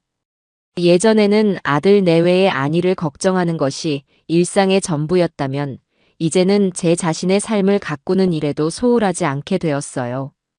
동네 복지관에서 하는 서예 교실에 나가 난생 처음 붓을 잡아보기도 하고 텃밭을 가꾸며 직접 키운 채소로 손녀와 아들에게 건강한 밥상을 차려주는 소소한 기쁨을 누리며 살고 있습니다.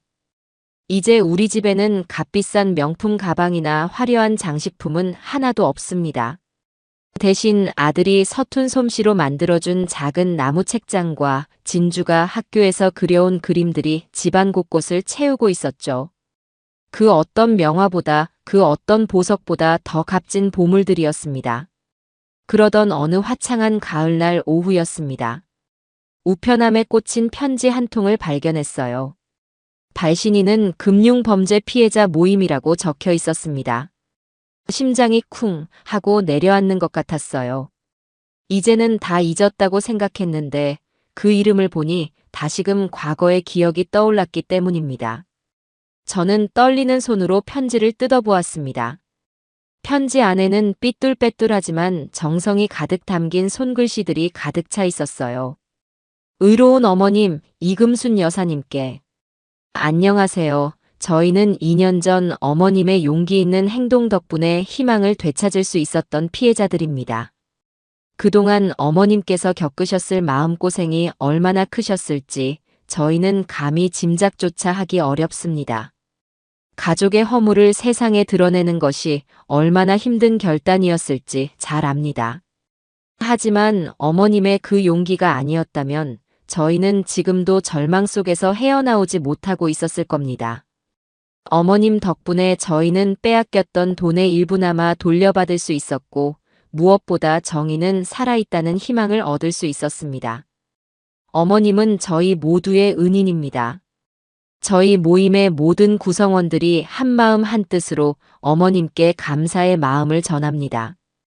부디 늘 건강하시고 가정의 행복이 가득하시기를 진심으로 기도하겠습니다. 편지 아래에는 수십 명의 이름이 적혀 있었고 그 중에는 시장에서 만났던 박씨 할머니의 이름도 있었습니다. 저는 편지를 가슴에 품고 한참을 그 자리에 서 있었습니다. 눈에서 뜨거운 눈물이 하염없이 흘러내렸어요. 하지만 그 눈물은 슬픔이나 고통의 눈물이 아니었습니다. 제 인생이, 제 고통스러웠던 결단이 결코 헛되지 않았음을 확인받는 감사와 감격의 눈물이었습니다. 저는 그 어떤 상장이나 훈장보다 더 값진 선물을 받은 기분이었습니다. 그날 저녁 저는 아들과 손녀와 함께 집 근처 공원으로 산책을 나갔습니다. 노을이 곱게 물든 하늘 아래 진주는 신나게 그네를 탔고 아들은 흐뭇하게 그 모습을 바라보고 있었죠. 저는 벤치에 앉아 그 평화로운 풍경을 가슴에 담았습니다. 할머니, 더 높이 밀어주세요. 알았다, 우리 강아지. 하늘까지 날아가겠네. 저는 자리에서 일어나 손녀의 등을 힘껏 밀어주었습니다. 아이의 웃음소리가 저녁 하늘에 청명하게 울려 퍼졌어요. 그 웃음소리를 들으며 저는 문득 깨달았습니다. 우리에게 휘몰아쳤던 그 지독한 폭풍은 우리에게서 많은 것을 앗아갔지만 동시에 더 소중한 것을 남겨주었다는 것을요. 그것은 바로 거짓과 탐욕의 껍데기를 벗어던지고 찾아낸 진정한 가족의 사랑, 그리고 정직하게 땀 흘리며 살아가는 삶의 소중함이었습니다. 저는 그날 경찰에 신고했던 제 선택이 내 인생 최고의 결정이었음을 다시 한번 확신했습니다. 불의에 눈 감지 않고 고통스럽더라도 옳은 길을 택했던 제 자신이 자랑스러웠습니다. 하늘은 더없이 맑고 푸르렀고 사랑하는 아들과 손녀가 제 곁에 있었습니다. 더 이상 바랄 것이 없는 완벽한 저녁이었습니다. 우리는 그렇게 잿더미 위에서 그 누구보다 찬란한 희망의 아침을 맞이하고 있었습니다. 세상에 영원한 것은 없다는 말이 있죠. 지독했던 아픔도 사무치던 원망도 흐르는 시간 앞에서는 조금씩 그 날카로운 모서리가 닳아 없어지기 마련입니다. 또 한 해가 지나 손녀 진주가 초등학교 2학년이 되던 해의 가을이었습니다. 그날은 진주의 첫 학예회가 열리는 날이었어요. 아침부터 우리 집은 작지만 즐거운 소란으로 가득 찼습니다. 할머니, 내 머리 예쁘게 묶어주세요. 오늘 내가 우리 반에서 제일 중요한 역할이란 말이에요. 진주는 거울 앞에서 발을 동동 구르며 재촉했습니다. 저는 웃으며 아이의 머리를 곱게 따아주고 아들이 정성껏 다려놓은 예쁜 원피스를 입혀주었죠. 아들 기태는 그런 딸의 모습을 카메라에 담느라 여념이 없었습니다. 그의 얼굴에는 고된 노동의 흔적이 희미하게 남아 있었지만 눈빛만은 세상 그 누구보다 행복한 아버지의 그것이었습니다. 아빠, 나 잘할 수 있을까? 떨려. 우리 딸, 당연히 잘할 수 있지. 아빠랑 할머니가 세상에서 제일 큰 소리로 응원해 줄 건데. 무대에서 우리 진주가 제일 빛날 거야. 아들은 아이의 어깨를 감싸 안으며 용기를 북돋아 주었습니다. 그 다정한 모습을 보니 제 마음에도 따스한 햇살이 가득 차는 것 같았어요. 우리는 작은 꽃다발 하나를 사들고 설레는 마음으로 학교 강당으로 향했습니다. 강당 안은 아이들의 제잘거림과 학부모들의 기대감으로 후끈 달아올라 있었죠. 마침내 학예회가 시작되고 여러 순서가 지나간 뒤 진주네 반의 연극 차례가 되었습니다. 흥부와 놀부를 각색한 연극이었는데 진주는 어린 제비 역할들 중 하나를 맡았더군요. 다리가 부러진 연기를 하며 살려주세요, 살려주세요 하고 외치는 모습이 어찌나 실감나고 귀엽던지 저와 아들은 연신 웃음을 터뜨렸습니다. 연극이 끝나고 모든 아이들이 무대 위로 올라와 다 함께 노래를 부를 때 저는 그만 눈물을 글썽이고 말았습니다. 수많은 아이들 속에서 환하게 웃으며 손을 흔드는 내 손녀의 모습이 보석처럼 빛나고 있었기 때문입니다. 불과 몇 년 전만 해도 우리 가족이 이렇게 평범하고 소소한 행복을 누릴 수 있을 거라고는 상상조차 하지 못했습니다. 끔찍한 진실이 밝혀지고 가정이 풍비박산나고 아들은 모든 것을 잃었었죠. 그 캄캄한 터널을 우리는 서로의 손을 꼭 잡고 건너왔습니다. 그리고 지금 우리는 터널의 끝에서 쏟아지는 눈부신 햇살을 온몸으로 맞이하고 있었습니다. 학예회가 끝나고 우리는 진주의 친구 몇 명과 함께 동네 떡볶이 가게에 갔습니다. 아이들은 떡볶이를 앞에 두고 뭐가 그리 즐거운지 깔깔거리며 웃었고 그 모습을 지켜보는 것만으로도 배가 불렀어요. 예전 같았으면 고급 레스토랑을 찾아갔겠지만 지금은 1,000원짜리 떡볶이 한 그릇이 세상 그 어떤 진수성찬보다 더 달고 맛있었습니다. 그렇게 행복한 하루를 보내고 집으로 돌아왔을 때 저는 우편함에 꽂힌 낯선 편지 한 통을 발견했습니다. 발신 주소는 교정시설을 나타내는 번지수와 사서함 번호로 되어 있었어요. 받는 사람은 김기태 귀하. 제 심장이 쿵 하고 내려앉았습니다. 굳이 발신인을 확인하지 않아도 누구에게서 온 편지인지 알 수 있었기 때문입니다. 이태희, 그 여자에게서 온 편지였습니다. 저는 잠시 망설였습니다. 오늘처럼 행복한 날, 이 편지가 우리 가족의 평화를 다시 깨뜨리는 것은 아닐까 두려웠어요. 하지만 저는 이내 마음을 다잡았습니다.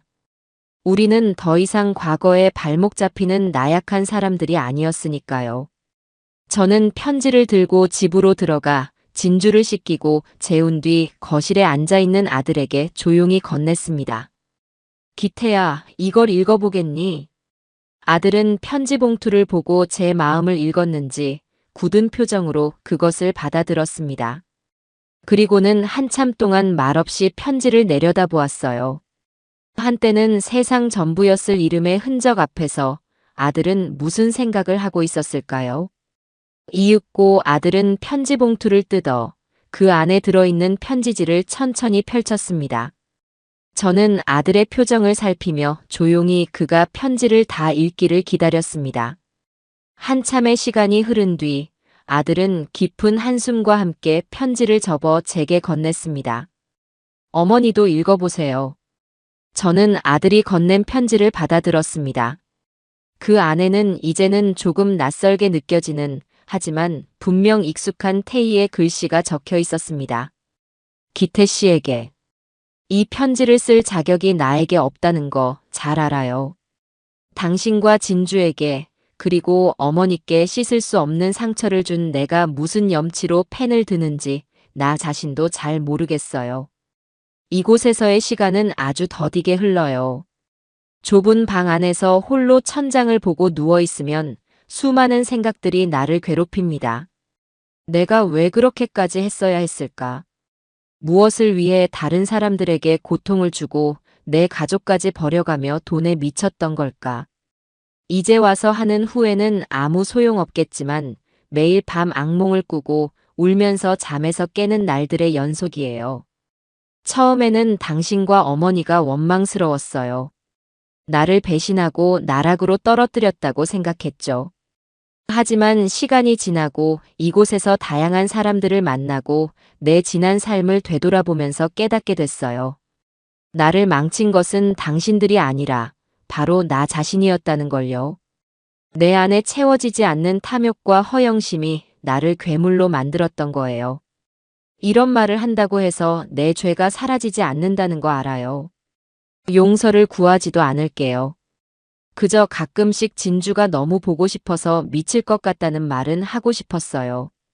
우리 딸, 지금쯤 얼마나 컸을까요? 학교는 잘 다니고 있는지, 친구들과는 잘 지내는지, 아픈 곳은 없는지 하루에도 수십 번씩 진주의 얼굴이 떠올라요. 마지막으로 봤던 7살의 모습 그대로요.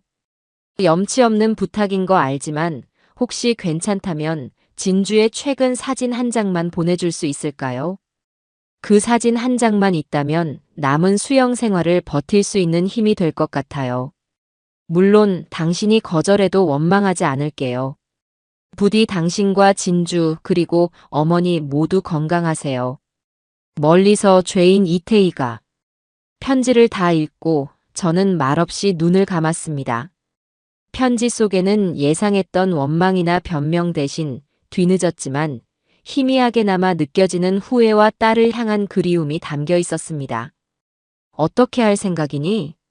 제가 묻자 아들은 잠시 창밖을 바라보더니 입을 열었습니다. 처음에는 화가 났어요. 이제 와서 엄마 행세를 하려는 건가 싶어서요. 그런데 편지를 다 읽고 나니 화보다는 다른 감정이 드네요. 그냥 이제는 저 사람도 참 불쌍하다는 생각이 들어요. 자기 손으로 가장 소중한 것들을 전부 내팽개치고 차가운 감옥에서 딸 사진 한 장을 애원해야 하는 신세가 됐으니까요. 아들의 목소리는 놀랍도록 차분했습니다. 그 안에는 더 이상 증오나 미련이 남아있지 않았어요. 모든 것을 겪어내고 마침내 평온을 되찾은 사람의 목소리였습니다. 사진 보내주려고요. 오늘 학예회에서 찍은 사진 중에 제일 환하게 웃고 있는 걸로 한 장 골라서요. 그 사람에 대한 용서나 다시 시작하자는 의미는 아니에요. 그저 내 딸 진주의 엄마였던 사람에 대한 인간으로서의 마지막 도리라고 생각해요. 그리고 이걸로 정말 모든 걸 끝내는 거죠. 저는 조용히 고개를 끄덕였습니다. 제 아들은 어느새 저보다 훨씬 더 깊고 단단한 어른이 되어 있었습니다. 용서란 어쩌면 상대를 위한 것이 아니라 내 마음의 짐을 내려놓기 위해 나 자신에게 베푸는 마지막 관용일지도 모릅니다. 아들은 그 용서를 통해 과거의 상처로부터 완벽하게 자유로워질 준비를 하고 있었습니다. 다음 날 아들은 진주의 사진 한 장을 봉투에 넣어 우체통에 넣었습니다. 우리는 그 일에 대해 더 이상 이야기하지 않았어요. 마치 작은 돌멩이 하나를 강물에 던져보낸 것처럼 우리의 마음은 다시 잔잔한 평화를 되찾았습니다. 그날 저녁 우리는 다 함께 부엌에 모여 만두를 빚었습니다. 진주가 고사리 손으로 주물럭거려 만든 기묘한 모양의 만두를 보며 우리는 모두 박장대소를 했습니다. 밀가루를 얼굴에 묻힌 채 해맑게 웃는 손녀와 그런 아이를 사랑스럽게 바라보는 아들의 모습을 보며 저는 진정한 행복과 진정한 부유함이 무엇인지 다시 한번 깨달았습니다. 그것은 명품 가방이나 넓은 아파트에 있는 것이 아니었어요. 바로 지금 이 순간 사랑하는 가족과 함께 웃으며 소박한 저녁을 준비하는 이 따뜻한 온기 속에 있었습니다. 우리는 참으로 길고 아픈 길을 돌아왔습니다. 모든 것을 잃었다고 생각했던 잿더미 위에서 우리는 서로를 보듬으며 희망의 씨앗을 다시 심었습니다. 그리고 이제 그 씨앗은 싹을 틔우고 씩씩하게 자라나 우리에게 풍성한 행복의 열매를 맺어주고 있었습니다. 저는 창밖에 어둠이 조용히 내리는 것을 바라보았습니다. 세상은 여전히 험하고 수많은 시련이 닥쳐오겠지만 이제 저는 두렵지 않습니다. 우리 가족은 정직과 사랑이라는 가장 단단한 뿌리를 내렸으니까요. 앞으로도 우리는 지금처럼 서로를 믿고 의지하며 우리 앞에 놓인 길을 묵묵히 걸어갈 겁니다. 내일은 또 내일의 태양이 뜰 것이고 우리의 삶은 그렇게 계속될 테니까요. 평화롭고 또 더없이 충만하게 말입니다.